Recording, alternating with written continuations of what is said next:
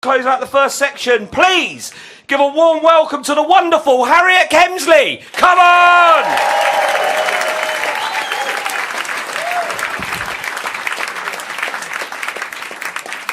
Hello everybody. It's very nice to be here. My name is Harriet and I'm doing well. Thanks so much for asking. I'm doing well. I'm having a good year. I'm nearing the end of my 20s and I got a cat. Pretty good, yeah. And I started to watch Nashville. And my boyfriend asked me to marry him. Yeah, no, thank you. I said no. No, I said yes, because I know my price. And it is low. Don't tell him. People keep on asking me why I'm marrying him, though. They're like, why are you marrying him? And it's because I love him, you know. He makes me laugh. He sees me in a way no one's ever seen me before. And they say, oh, why is he marrying you? And it's because he's Canadian and he needs the visa. We both have very different reasons for going into this. Great. It's nice being engaged, though. It is. It's nice. I spoke to my mum about it, and she was like, oh, yes, Harriet, being engaged is great. It's just like being married, but you still have hope. So that's good, yeah. My mum, she's been married for 30 years to my dad, and she is a housewife. And not because my parents have a huge amount of money, it's more because she refuses to work. She won't, and we can't make her. We learnt. But what that means is that her job in life has been to raise me, you know, and I can't help feeling that she's failed. You know, like, she told me recently that I was her greatest achievement, and I thought, that is so sad. You know, like, particularly for my brother.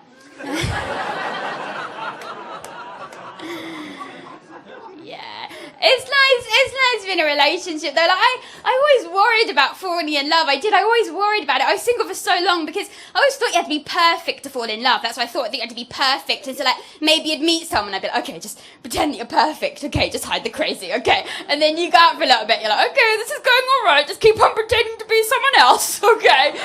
And then you go a bit longer and you're like, okay, they're really falling for this. Okay. And then like maybe you get married and you're like, surprise!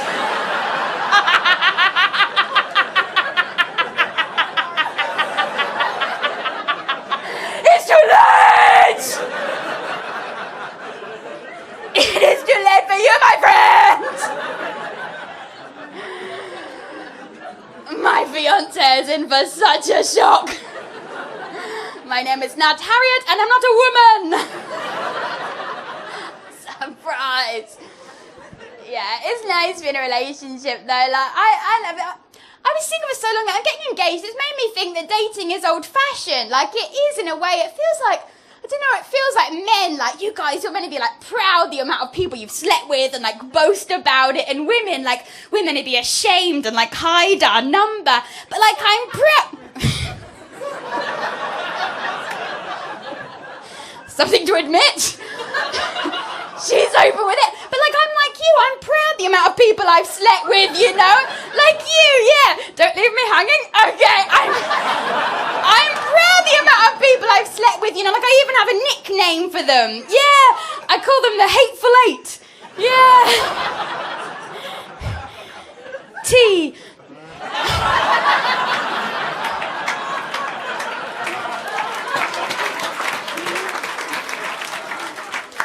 7.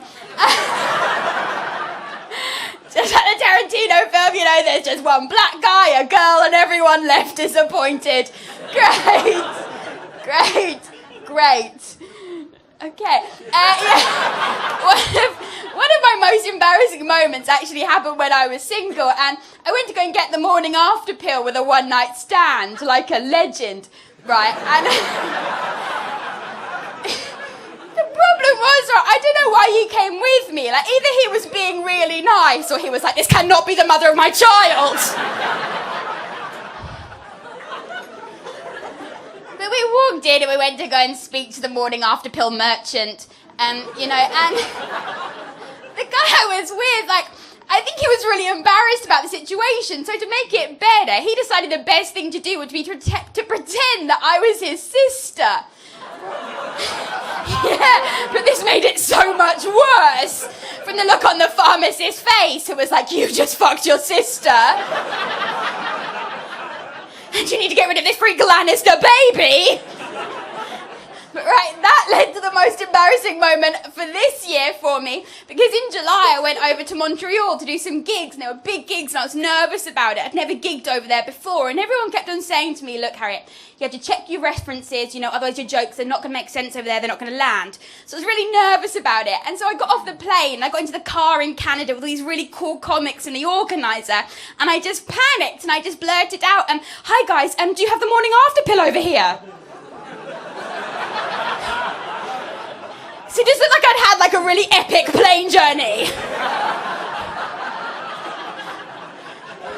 I was like, there are not enough condoms in all of Canada to stop me from getting pregnant this weekend. Well, it's humiliating. Oh, God. It's nice we're getting married, though, it is. We're different, though, like, we like different things. Like, I like deodorant, we are different people with different interests.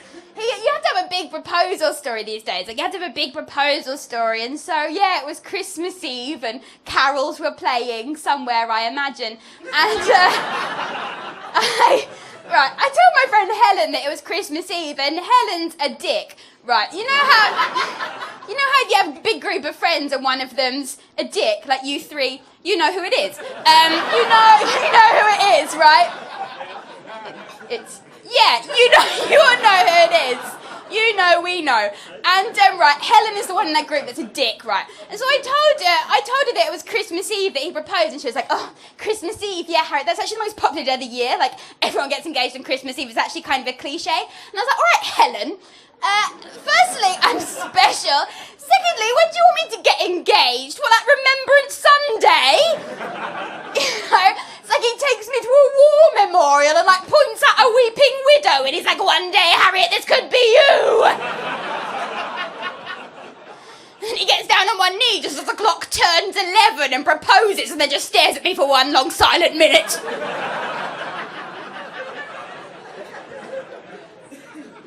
I knew you'd want to be different, Harriet. It was strange, though, because, like, I'd never dreamed of marriage. Like, I dreamed of lunch, but I'd never dreamed of marriage, though, But I think it's like dripped into our subconscious as women. Like, we have to, it's what we're aiming for. And so when he proposed, like, every feminine bone in my body just went, yes! I've done it! Call off the search, Mrs. Bennet!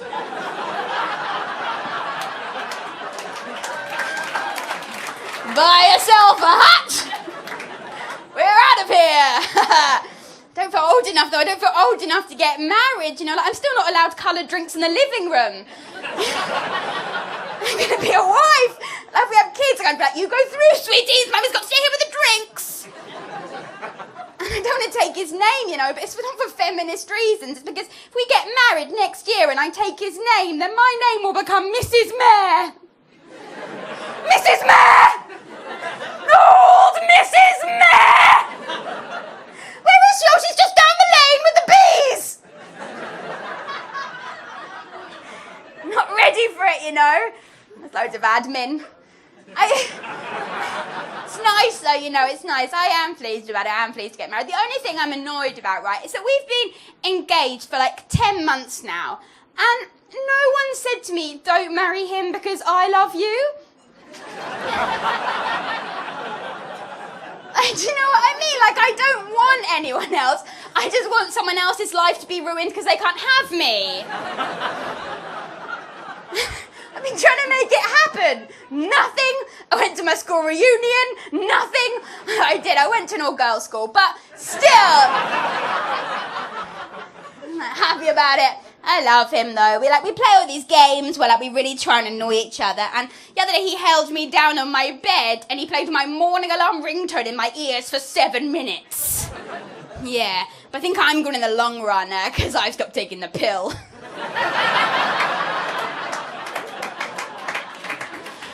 I don't want children. I really hate to lose. Thanks so much for listening to everyone. I have Twitter if anyone wants to say, don't marry him because I love you. I'd really appreciate it. It's Harriet Kemsley. Good night. Thank you.